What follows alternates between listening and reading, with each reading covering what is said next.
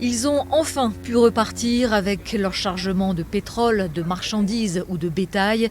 Comme ce cargo, plus de 400 navires sont restés bloqués plusieurs jours dans le canal de Suez.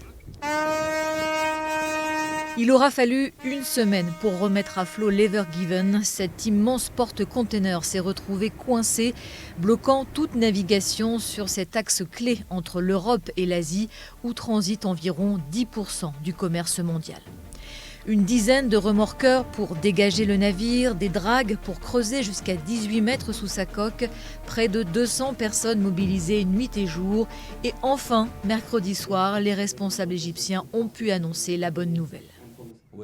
J'annonce officiellement la réouverture du canal de Suez qui recommencera à fonctionner à 18h dans les deux sens.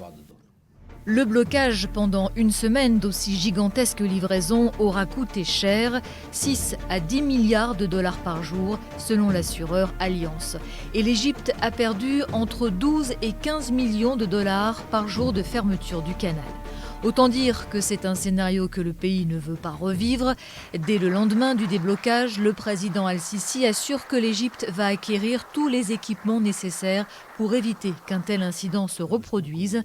Les fortes rafales de vent d'abord évoquées pour expliquer l'échouage de l'Ever Given ne seraient pas la seule cause. C'est peut-être dû à une erreur technique ou humaine qui sera révélée pendant l'enquête.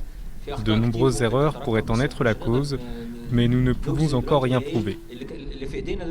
La seule raison évidente est qu'il y avait de fortes rafales de vent et une tempête de sable.